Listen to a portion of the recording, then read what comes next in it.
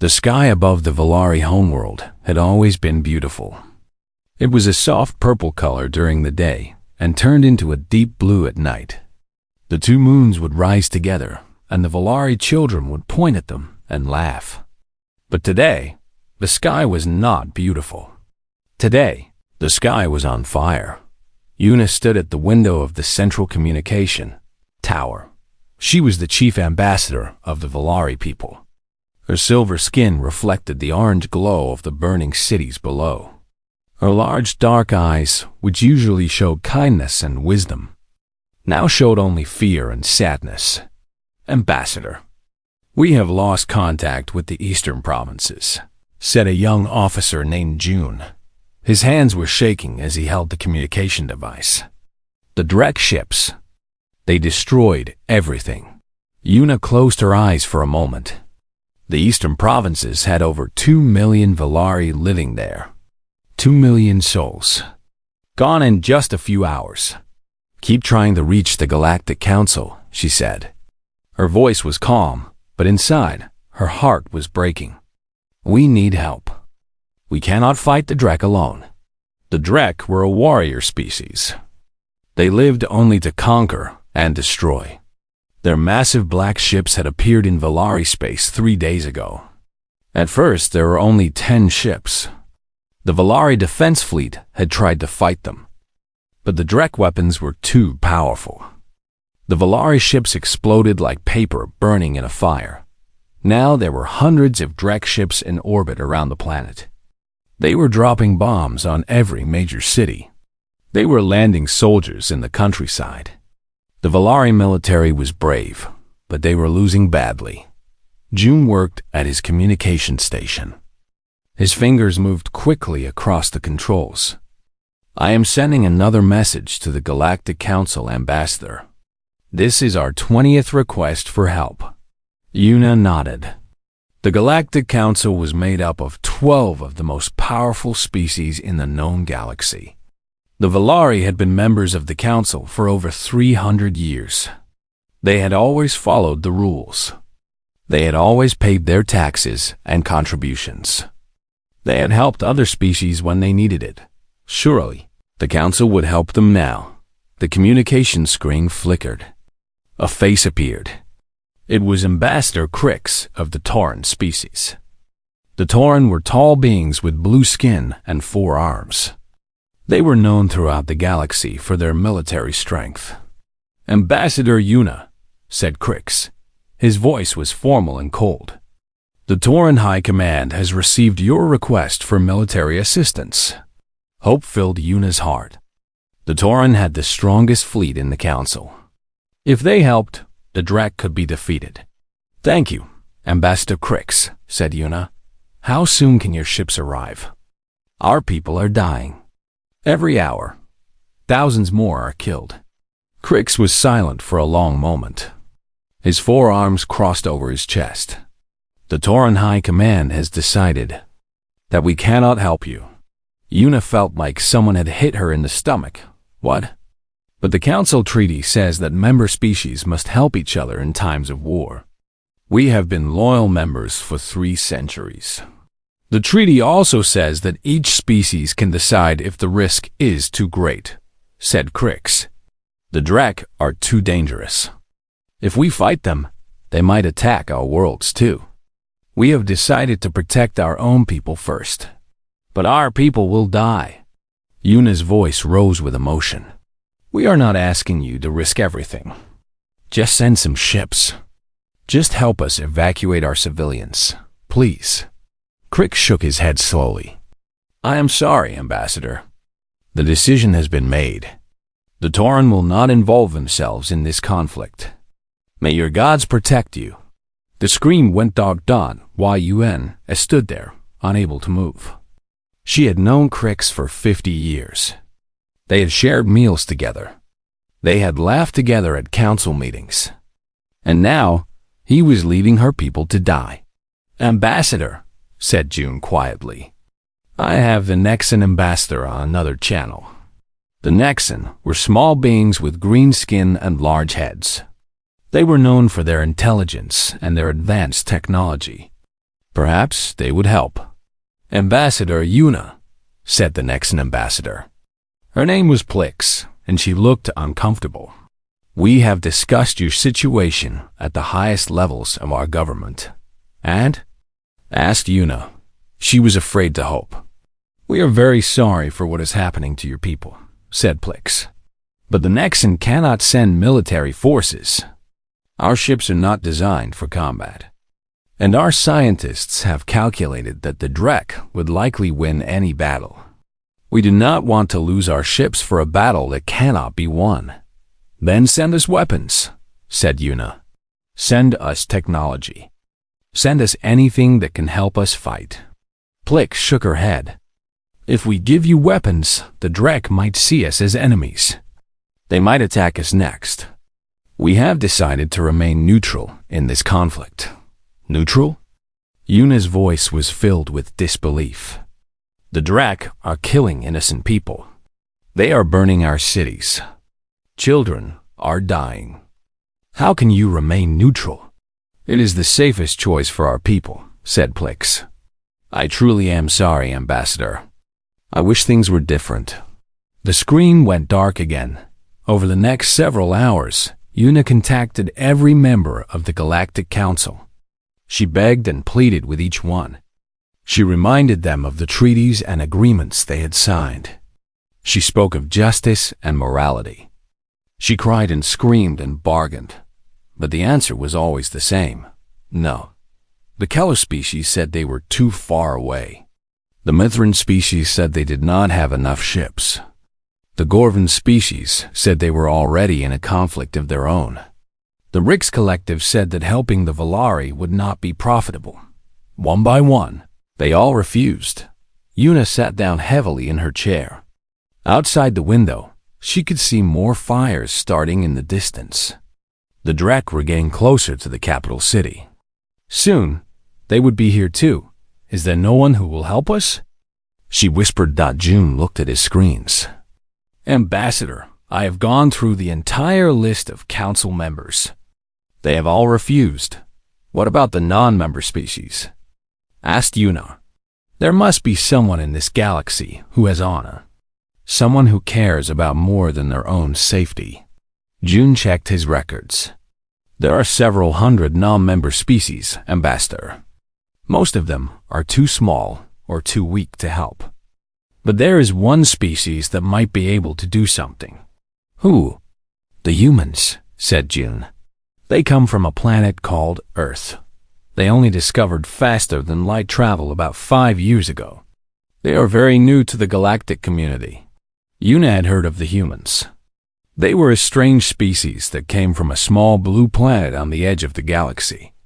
They had not yet been invited to join the Galactic Council because they were considered too young and too primitive. What do we know about them? Asked why June pulled up information on his screen. They are a curious species. They have only been exploring space for a short time, that they have expanded quickly. They seem to be friendly and eager to meet other species. Their military is small compared to the council races, but they have been improving their technology rapidly. Do you think they would help us? Asked why June shrugged. I do not know, Ambassador. They have no obligation to us. They are not members of any treaty. They have nothing to gain by helping us. Logically, they should also refuse. Yuna was quiet for a moment.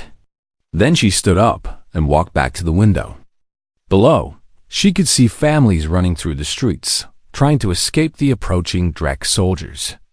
She could hear the sounds of explosions and screaming. Send a message to the humans, she said. Tell them everything. Tell them about the attack. Tell them about the Council's refusal to help. Tell them that we are dying and that we have nowhere else to turn. Yes, Ambassador, said June. But I must be honest with you. I do not think they will help. They are a young species. They are weak. They have no reason to risk themselves for us. Even the powerful council races have abandoned us. Why would the humans be any different? Yuna did not answer. She just watched the fires burning in her city. She thought about her family Her children and grandchildren were hiding in a shelter on the other side of the capital. She did not know if they were still alive. "Send the message anyway," she finally said. "At this point, it is all we can do. If the humans refuse like everyone else, then at least we will know that we tried everything. At least we will know that there is no hope left in this galaxy." June nodded and began typing the message. It was long and detailed. He included video footage of the destruction. He included images of the dead and the dying. He included the numbers of casualties and the locations of the Drek ships. When he was finished, he sent the message across space toward a small blue planet called Earth. Then they waited. The hours passed slowly. The Drek continued their attack. More cities fell. More Velari died. The defense fleet was down to only 30 ships, and they were running out of ammunition. Yuna did not sleep. She stayed at the window, watching her world burn. She thought about all the things she had done in her long life. She thought about the peace treaty she had helped create. She thought about the friends she had made on other worlds. None of it mattered now. None of them were coming to help. "Ambassador," said June suddenly. His voice was strange. "We have received a response." Yuna turned around. "From whom?" "From Earth, from the humans." Yuna walked quickly to June's station. "What does it say?" June's eyes were wide as he read the message. It says they are coming." Yuna grabbed the edge of the desk. "What?" "The humans say they have received our message. They say they have seen what is happening. They say—" June's voice broke slightly. "They say that no one should have to face death alone. They say that Earth was a small planet. Compared to the ancient worlds of the Galactic Council, it was just a tiny blue dot floating in an ordinary corner of an ordinary galaxy. The humans who lived there had only discovered that they were not alone in the universe. 5 years ago, it had been a shock for humanity. For thousands of years, humans had looked up at the stars and wondered if anyone else was out there. Then one day, a ship appeared in Earth's sky. It was a trading vessel from the Mithran species. The Mithran had been surprised to find intelligent life on such a small planet. They had been even more surprised when the humans greeted them with gifts and smiles instead of weapons. Since that first contact, humanity had changed quickly. They learned how to build faster than light engines. They learned how to communicate with other species. They built a small fleet of starships and began exploring the galaxy. The older species of the galaxy did not pay much attention to humans. They were too young, too primitive, and too weak to matter. The Galactic Council had not even bothered to invite them to join. Humans were considered children in a galaxy of adults. But children can surprise you. Captain Tay stood on the bridge of the human warship called Aurora. It was not the biggest ship in the Earth fleet, but it was fast and well-armed. Tay had commanded the Aurora for 3 years, and he knew every part of her like he knew his own body. He was looking at a screen that showed a map of the galaxy. A small red dot was blinking in a distant sector. That was the Velari system. That was where people were dying. "Captain," said Lieutenant Hana. She was the communications officer, a young woman with short black hair and quick hands. "I have finished downloading all the data from the Velari message. It includes video footage." Tay nodded. "Show me." The screen changed. It showed images of the Velari homeworld. Beautiful cities were burning. Silver-skinned people were running through the streets. Children were crying. Bodies lay in the rubble. Then it showed the Drek ships. They were massive and black, shaped like curved blades. Their weapons fired beams of red light that destroyed everything they touched. The Velari defense ships tried to fight back, but they were cut down easily. Tay watched in silence. His hands gripped the railing in front of him. His knuckles turned white. "How many?" he asked. Hannah checked her data. The Valari population was approximately 800 million before the attack. Current estimates suggest that at least 100 million have already died. The number is increasing every hour. 100 million people dead. In just a few days, Commander Wu walked onto the bridge. He was the first officer of the Aurora, a tall man with gray hair and a serious face. He'd been a soldier for 30 years, and he had seen many battles. But even he looked disturbed by what was happening. "I just finished reading the full report," said Wu. "The Valari sent requests for help to every member of the Galactic Council. All of them refused." Tay turned to look at him. "All of them?" "Every single one. The Tauran said it was too risky.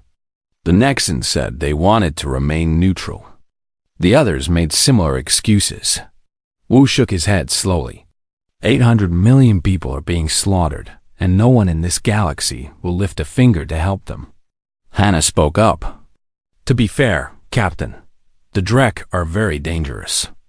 Their fleet is one of the strongest in the known galaxy. Even the Tauran military is afraid of them." "I know they are dangerous," said Tay, "but that does not make it right. The Valari have been peaceful members of the galactic community for centuries. They have helped other species many times. And now, when they need help, everyone abandons them. That is how the galaxy works, Captain," said Wu. "The strong survive. The weak die. No one risks their own safety for strangers." Tay was quiet for a long moment. He looked back at the screen, which still showed images of the burning Valari cities. He thought about his own family back on Earth, his wife and his 2 daughters. What would he want someone to do if Earth was being attacked and no one would help? "Contact Earth Command," he said finally. "I want to speak with Admiral Day." Hannah nodded and began working at her station. A few minutes later, the face of Admiral Day appeared on the main screen. He was an older man with white hair and kind eyes. He had led the Earth fleet since its creation. "Captain Tay," said the Admiral, "I assume you are calling about the Valari situation." "Yes, sir," said Tay. "I have reviewed the data. It is a massacre. The entire species could be wiped out if nothing is done." Admiral Day nodded slowly. "I have been briefed on the situation. It is indeed terrible." "Admiral, what is Earth Command planning to do about it?" There was a pause. "Officially, Earth Command has not made any decision yet. The Valari are not our allies. We have no treaties with them. We have no obligation to help them." Tay felt frustration building in his chest. "With respect, sir, since when do we need a treaty to help people who are dying?" The Admiral's eyes flickered with something. It might have been surprise. It might have been approval. "That is a good question, Captain. A very good question. Sir, I know that our fleet is small. I know that the Drek are stronger than us. But we cannot just sit here and watch an entire species be destroyed. That is not who we are. That is not what humanity stands for." Admiral Day was silent for a long moment. Then he spoke. "Captain, I have been in contact with the United Earth Council. They are debating what to do right now. Many of the council members are afraid. They say that if we help the Valari, the Drek might attack Earth next. And what do you say, Admiral?" The Admiral leaned forward. "I say that fear is a poor reason to let innocent people die. I say that if humanity cannot stand up for what is right, then we do not deserve our place among the stars." Tay felt a spark of hope. "Does that mean?" "It means that I am going to address the Council in 1 hour," said Admiral Day. "I am going to recommend that we send every ship we have to help the Valari. I am going to tell them that this is the moment that will define what kind of species we are, and if they refuse..." Admiral Day smiled slightly. "Then I will remind them that they elected me to make military decisions. And this is my decision." The screen went dark. Tay turned to look at his crew. Hannah and Wu were watching him with uncertain expressions. If we go to help the Valari, said Wu slowly, we might not come back. The Drek are not enemies to take lightly. I know, said Tay. Our families are on Earth. If we die out there, they will have to live without us. I know that too. Wu was quiet for a moment. Then he straightened his back. Well, if we are going to die, at least we will die for something that matters. Better that than living as cowards. Hana nodded. I agree. I joined the fleet because I wanted to make a difference. Sitting safe at home while people are murdered is not the life I want to live. Tay felt pride swelling in his heart. He had chosen his crew well. Prepared the ship, he said. I have a feeling we will be moving soon. 1 hour later, Admiral Day stood before the United Earth Council. The council chamber was a large circular room with seats rising up in tiers. Representatives from every nation on Earth were present. They were watching the Admiral with worried eyes. Council members, said Day, you have all seen the reports from the Valari system. You know what is happening there. An entire species is being destroyed while the rest of the galaxy watches and does nothing. One of the representatives spoke up. Admiral, we sympathize with the Valari, but Earth is not powerful enough to fight the Drek. If we send our fleet, we might lose it. And then who will protect Earth? That is true, said Day. There is risk in this action. Great risk. We might lose ships. We might lose lives. We might even provoke the Drek into attacking Earth. Then why should we do it? Asked another representative. Day looked around the room. Because it is the right thing to do. Because somewhere in that galaxy, millions of innocent beings are dying and crying out for help. Because every species that could help them is turned away. Because if we do nothing, we will have to live with the knowledge that we let an entire civilization be destroyed when we might have saved them. The room was silent. I know that we are young, continued Day. I know that we are small and weak compared to the great powers of this galaxy. But I believe that our strength is not measured by the size of our fleet. It is measured by the size of our hearts. It is measured by our willingness to help others, even when it is dangerous. Even when it costs us. He paused and took a deep breath. The species of the Galactic Council have been traveling the stars for thousands of years. They are old and powerful. But they have forgotten something important. They have forgotten that civilization is not built on strength alone. It is built on compassion. It is built on the willingness to stand up for those who cannot stand up for themselves. Humanity is young. We have made many mistakes in our history. We have fought wars and committed terrible crimes against each other. But we have also shown great kindness. We have helped strangers.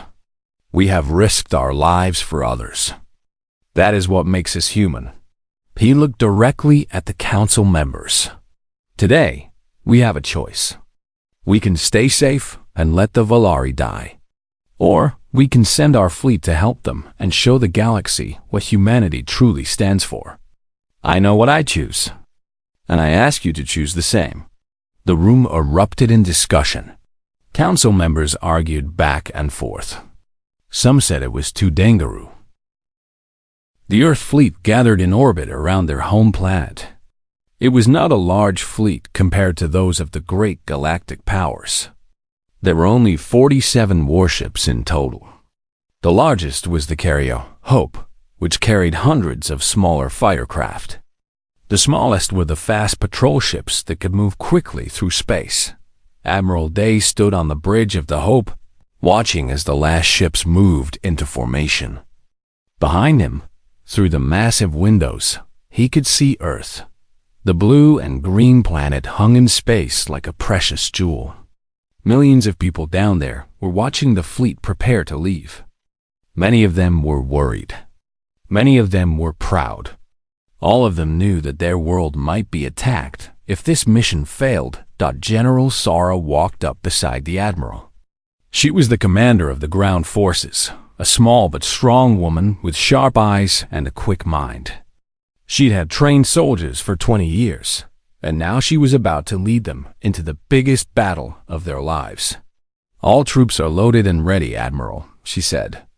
20,000 soldiers. Not as many as I would like, but they are the best we have. Admiral Day nodded.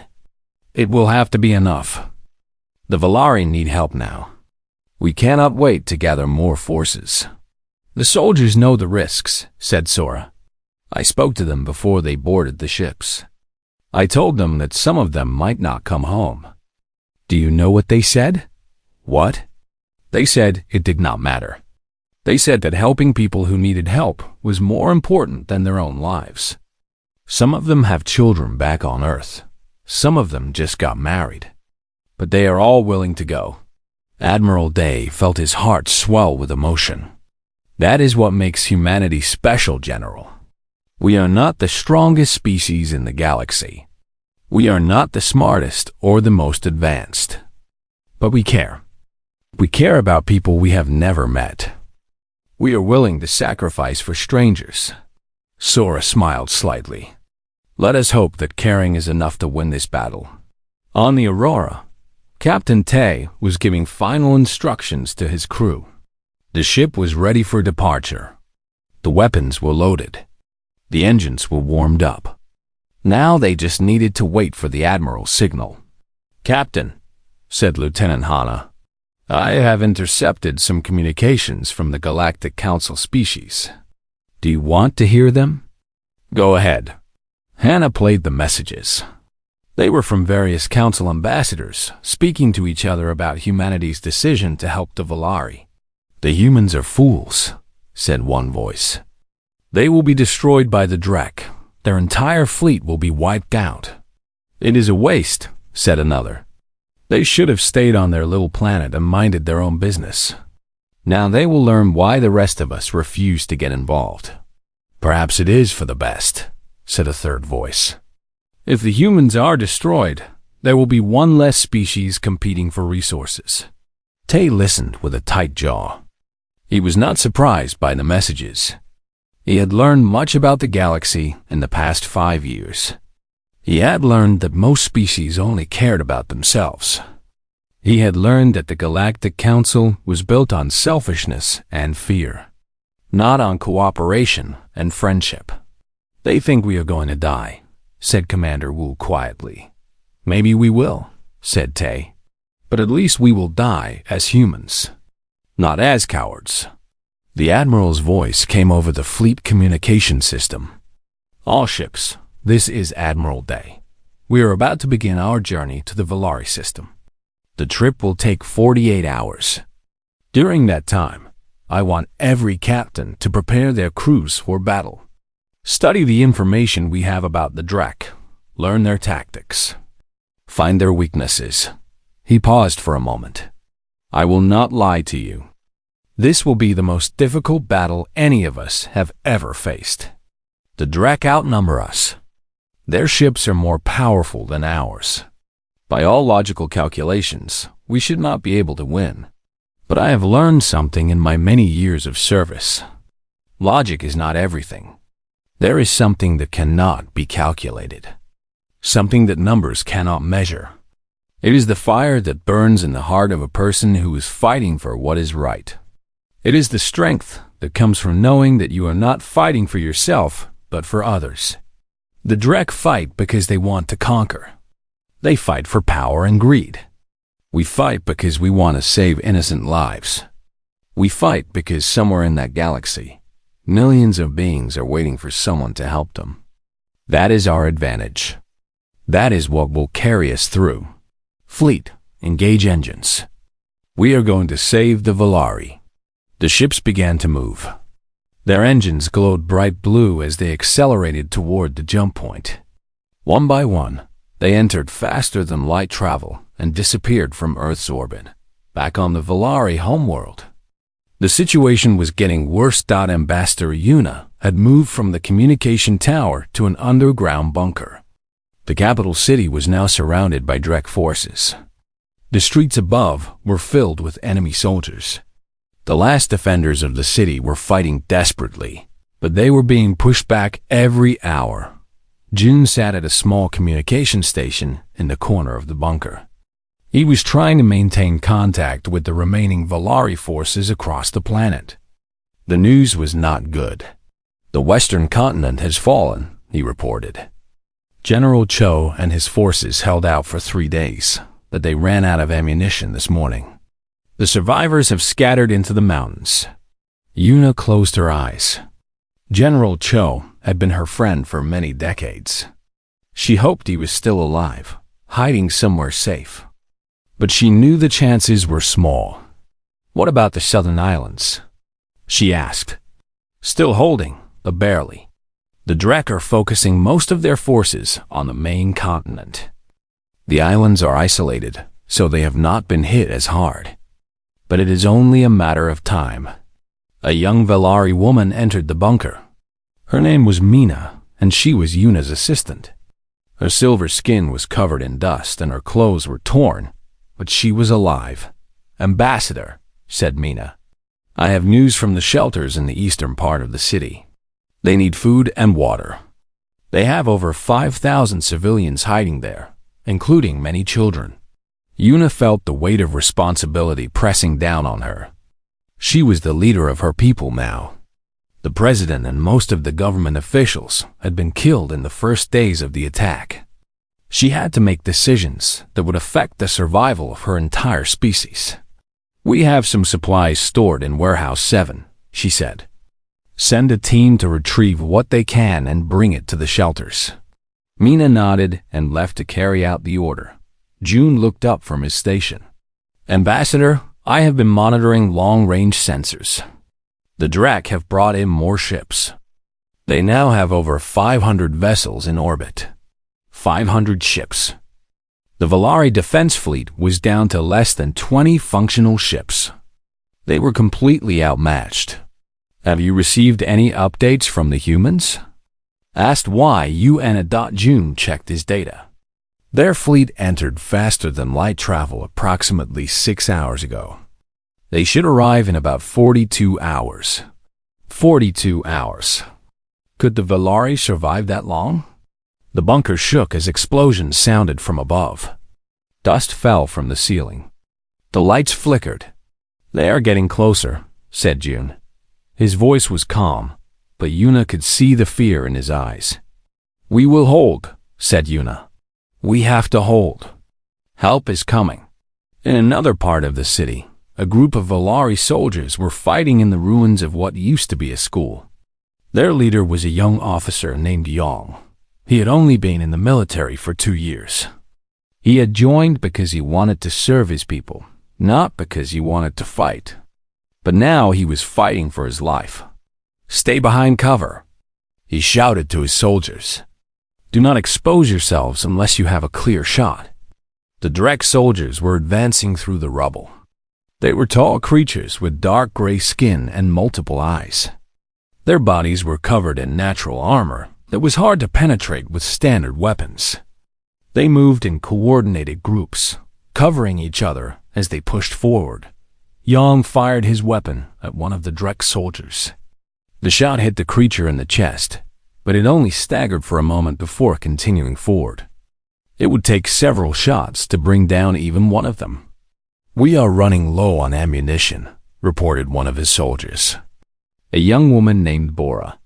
We only have enough for maybe 10 more minutes of fighting. Yong looked around desperately. There were 12 Valari soldiers in his group. They were all that was left of a unit that had numbered 50 yesterday. The rest had been killed in the fighting. Fall back to the next building, he ordered. We will set up new positions there. The soldiers began to retreat, moving carefully through the debris. Yong covered them, firing at any Drek soldier that got too close as he ran through the ruins. He thought about the message that had been sent to all Valari forces. Help is coming. The humans are sending ships. Just hold on. He did not know much about humans. He had heard that they were a young species from a small planet. He had heard that they were strange creatures who looked somewhat like Valari, but with different colored skin and no silver shine. He did not know why they were coming to help, but he was grateful. Someone in this cold galaxy actually cared about them. "I will hold," he whispered to himself. "I will hold until they get here." In space, the Earth fleet continued its journey. The ships were moving at incredible speeds, crossing light years in hours. But even at this speed, it would take time to reach the Valari system. On the Hope, Admiral Day was studying battle plans with his senior officers. They had analyzed all the information about the Drek that they could find. They knew the strength the Valari homeworld was dying in the underground bunker. Ambassador Yuna listened to the reports coming in from across the planet. The capital city had fallen. The Drek soldiers were now in control of the streets above. The last defenders had been killed or captured. Only a few isolated pockets of resistance remained. June's face was pale as he read the latest update. The southern islands have surrendered. They had no choice. They ran out of food and ammunition 3 days ago. Yuna felt numbness spreading through her body. She had stopped crying hours ago. There were no more tears left. "How many of our people are still alive?" she asked. "We estimate between 50 and 60 million, said June, down from 800 million before the invasion. 50 million. That was all that remained of the Valari civilization. A species that had existed for thousands of years had been reduced to a fraction of its former population in just 2 weeks. "And the humans?" asked Yuna. "How much longer until they arrive?" June checked his instruments. Their fleet should exit faster than light travel in approximately 2 hours. 2 hours. Could they hold on for 2 more hours? The bunker shook again. The Drek knew where they were hiding. It was only a matter of time before they broke through. Mina ran into the room. "Ambassador! The Drek are drilling through the main entrance. Our guards are holding them back, but they cannot last much longer." Yuna stood up. She had been sitting for too long.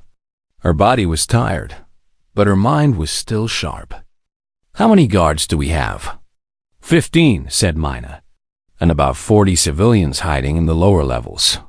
15 guards against an army." It was hopeless. "Tell the guards to fall back to the secondary positions," said Yuna. "We need to buy as much time as possible."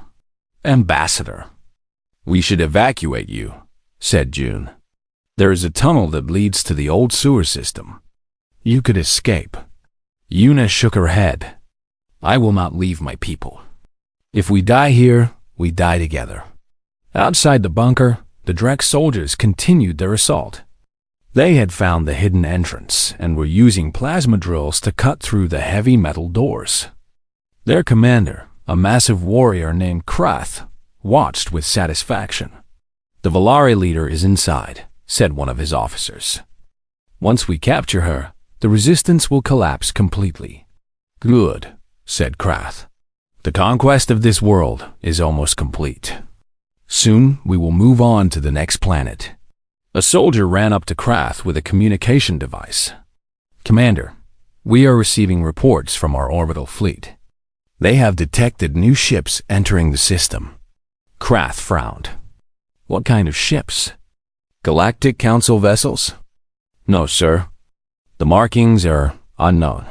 They appear to be human ships." "Human?" Krath had heard of humans. They were a young, primitive species from the outer edges of the galaxy. Why would they come here? "How many ships?" 47, sir." Krath laughed. 47 ships? We have 500. Tell the fleet to ignore them.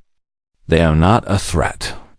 But as the human fleet emerged from faster-than-light travel, they did not look like a fleet that wanted to be ignored. Admiral Day stood on the bridge of the Hope, looking at the Valari system for the first time.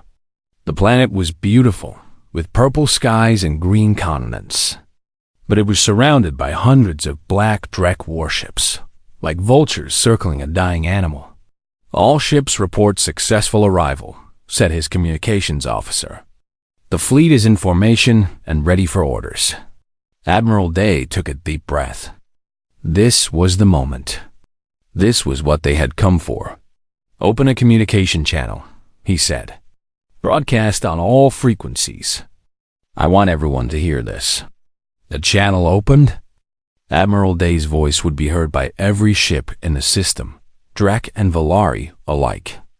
It would be heard on the surface of the planet, in the bunkers and the shelters, where the surviving Valari were hiding. This is Admiral Day of the United Earth. Fleet, we have come in response to the distress call from the Valari. People, in the underground bunker. Una heard the voice coming through the communication system. She rushed to June's station. Is that them? She asked. Are the humans here? June's face was filled with wonder. Yes, Ambassador. They have arrived. Admiral Day continued his message. To the Drek forces in this system, you have committed terrible crimes against innocent people. You have destroyed cities. You have killed millions. You have ignored all calls for mercy and negotiation. The Galactic Council has abandoned the Valari. They have decided that their own safety is more important than justice. But humanity has made a different choice. In the Drek command ship, Kraft listened to the message with growing anger. Who did these humans think they were? We are standing with you, said Admiral Day. His voice was strong and clear. We are standing with the Valari. We are standing with all those who have been abandoned by a galaxy that has forgotten how to care. On the surface of the planet, Valari soldiers who had been hiding in the rubble heard the message. They looked up at the sky, where distant lights indicated the arrival of new ships. To the Drek commander, continued Admiral Day, we are giving you one chance to withdraw your forces. Leave this system now, and there will be no conflict between us. Stay, and you will face the full strength of the Earth fleet. Krath sneered at the message. 47 human ships against 500 Drek warships? This was not even a fair fight. This was a joke. Send a response, he told his communications officer. Tell the humans that they are making a mistake. Tell them to leave now, or we will destroy them along with the Valari. The message was sent. Admiral Day received the Drek response and read it calmly. Then he turned to his officers. They have refused, he said. Prepare for battle. Captain Tay heard the order on the Aurora. He turned to his crew with a grim smile. Well, we knew this was going to happen. Hannah, lock weapons on the nearest Drek vessels. Coordinate our movements with the rest of the fleet. Yes, Captain, they responded. The Earth fleet began to move. The ships spread out into a wide formation, creating distance between each vessel. The carriers launched their fighters, and soon the space around the fleet was filled with hundreds of small craft. The Drek fleet began to respond. The massive black ships turned toward the humans and began to advance. Their weapons powered up, glowing red with deadly energy. Admiral Day watched the enemy approach. All ships launch missiles. Full barrage. From every human ship, missiles streaked out toward the Drek fleet. Hundreds of them, each carrying powerful warheads. The space between the two fleets filled with trails of fire and light. The Drek ships activated their defensive systems. Energy shields flickered as missiles impacted against them. Some missiles got through, striking the hulls of the warships. Explosions blossomed in space, but the Drek kept coming. Their shields were strong, and their armor was thick. Only a few of their ships were damaged. The rest continued their advance. Second barrage, ordered Admiral Day. Keep firing. More missiles launched. More explosions. But still, the Drek came in the underground bunker. Una watched the battle through sensor displays. Her heart pounded in her chest. They are so outnumbered, she whispered. The Drek will destroy them. No, said June. Look, the humans are not retreating. They are not running away. They are standing their ground. It was true. Even as the Drek fleet closed in, the human ships held their position. They continued firing, continued launching fighters, continued fighting. The Drek commander Krath watched with growing frustration. These humans were foolish. They should have surrendered by now. They should have run away. Why were they still fighting? Close to attack range, he ordered. Destroy them all. The Drek ships accelerated. Their main weapons began to fire. Red beams of energy lanced out toward the human fleet. The first beam hit a human patrol ship. The vessel's shields held for a moment, then collapsed. The beam cut through the hull, and the ship exploded in a ball of fire. "We have lost the patrol ship Falcon," reported Admiral Day's communications officer. 30 crew members. Day closed his eyes for a moment. 30 lives lost. The first of many, he feared. "All ships, continue the attack," he ordered. "Target their weapon systems." The human fighters swarmed around the Drek ships, firing their smaller weapons at any vulnerable point they could find. They were fast and agile, much more maneuverable than the massive Drek vessels. The Drek gunners had trouble tracking them. One fighter pilot, a young man named Soong, dove toward a Drek warship. He saw a gap in its armor near the weapons array. He fired all his missiles at the gap. The missiles struck true. The Drek weapon exploded, sending debris flying into space. The warship's guns went silent. Target disabled. Soong shouted into his radio. One down. But another Drek ship turned its weapons toward him. He tried to evade, but he was not fast enough. The beam caught his fighter, and he was gone in an instant. On the Hope, Admiral Day received reports from across the fleet. They had destroyed or damaged 20 Drek ships, but they had lost 6 of their own. The exchange was heavily in the Drek's favor.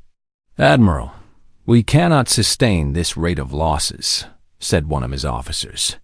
"At this rate, we will be destroyed in less than an hour." "I know," said Day, "but we are not here to win a battle. We are here to protect the Valari." He made a decision. All ships moved to positions between the Drek fleet and the planet. Form a D. The battle had raged for 6 hours. The Earth fleet had lost 19 ships. Over 4,000 human soldiers and crew members had died. But they had not retreated. They had not broken. They had held their line between the Drek fleet and the Valari homeworld. Admiral Day stood on the bridge of the Hope, exhausted but determined. The ship had taken damage. Fires had broken out in several sections. Medical teams were working desperately to save wounded crew members. "Admiral," said his communications officer, "something is happening with the Drek fleet." Day looked at the tactical display.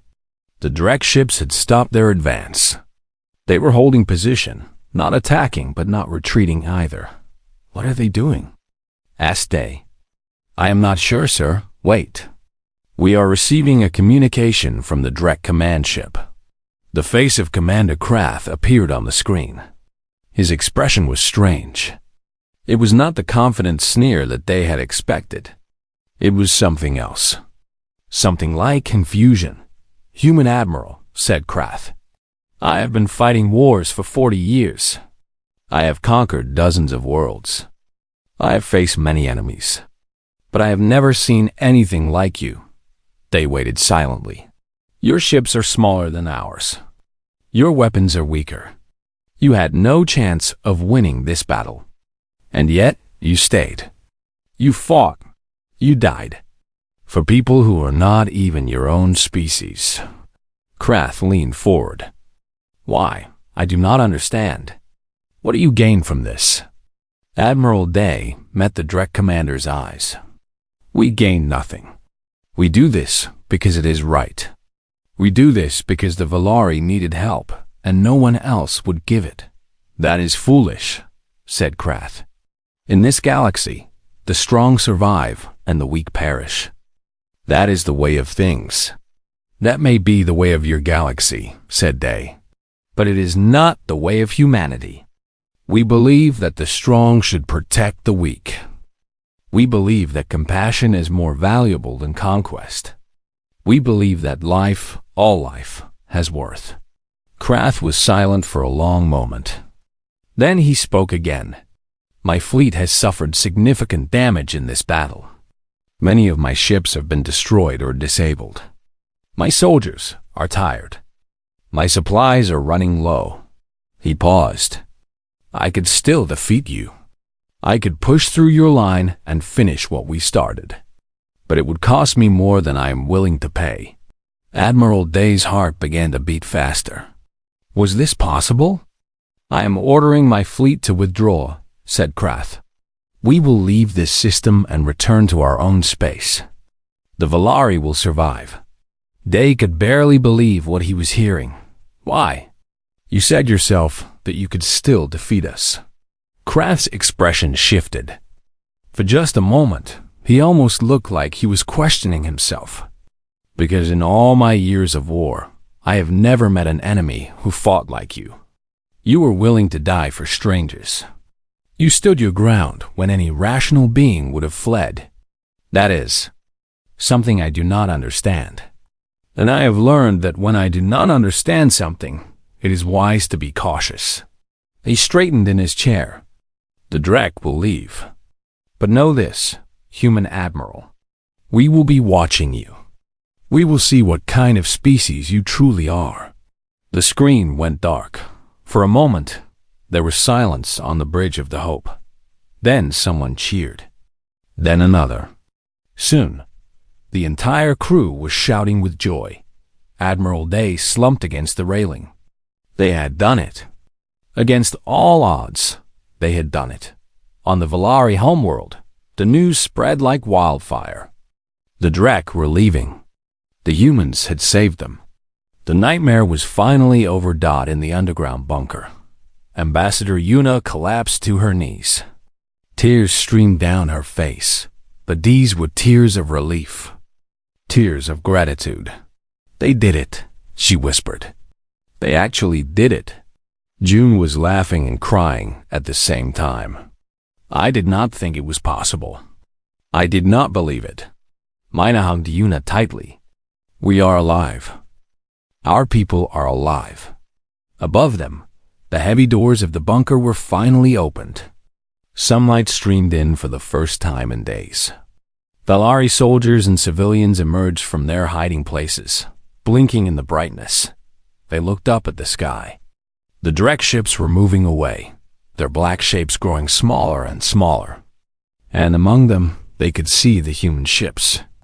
Damaged, battered, but victorious. Across the planet, the surviving Valari began to gather in the open spaces. They did not have much to celebrate with. Their cities were in ruins. Millions of their people were dead. But they were alive. They had a future, and they owed that future to a species they had never met. A young, small, primitive species called humanity. Captain Tay stood on the bridge of the Aurora. The ship had taken heavy damage during the battle. Several sections were exposed to space and had been sealed off. 17 crew members had been killed, but they had won. Hannah, said Tay, send a message to Earth. Tell them that the mission was successful. The Valari are safe. Lieutenant Hannah nodded, wiping tears from her eyes. Yes, Captain. Commander Wu put a hand on Tay's shoulder. You did well, Captain.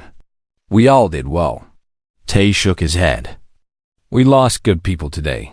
Wu, friends, family members.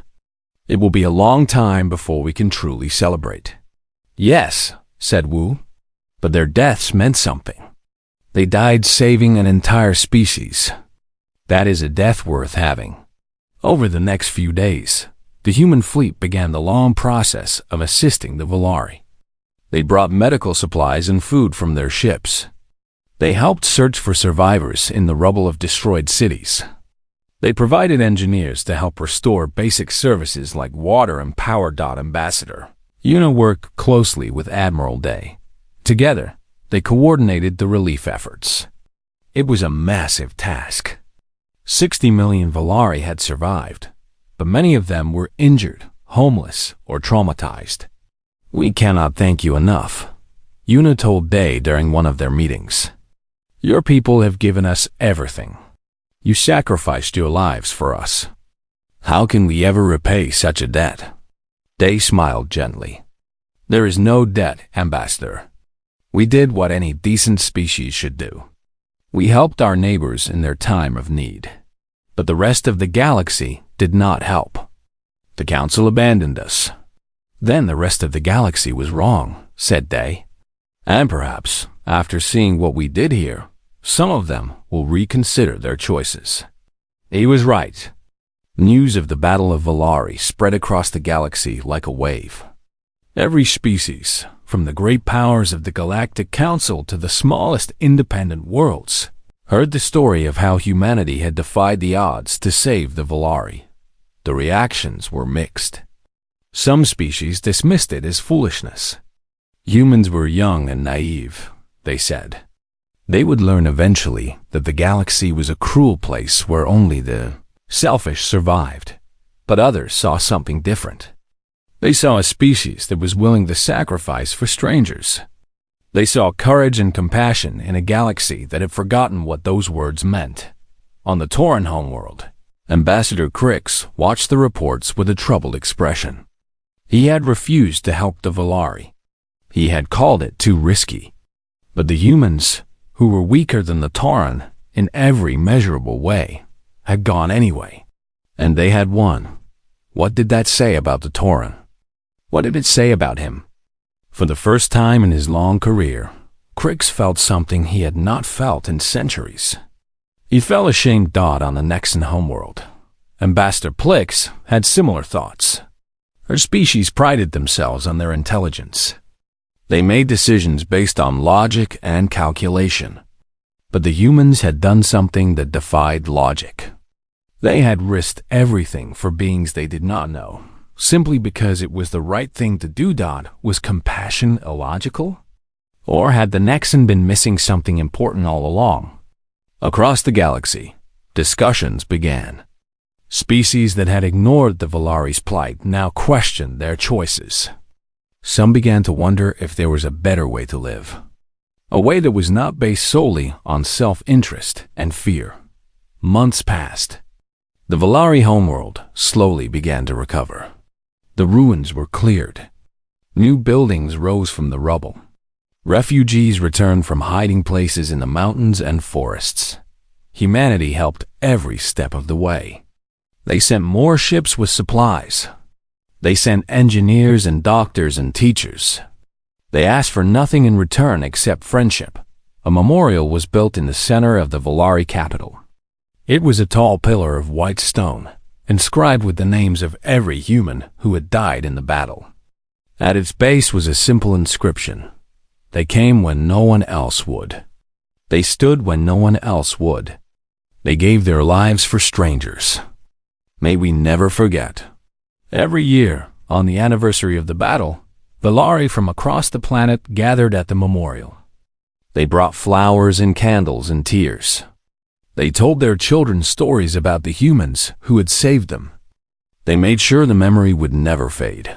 Earth and Valari became close allies. Trade agreements were signed. Cultural exchanges began. Human children learned about Valari history, and Valari children learned about Earth's many cultures. Two species, so different in many ways, found that they had much in common. The Galactic Council eventually offered humanity a seat among them. It was a controversial decision. Some species still thought humans were too young and too weak. But after Valari, it was hard to deny that humanity had earned their place. Admiral, they attended the ceremony where Earth was formally welcomed into the Council. He was old now, his hair completely white, his body tired from years of service. But his eyes were still bright. "Today marks a new chapter for humanity," he said in his speech. "We joined this council not because we seek power or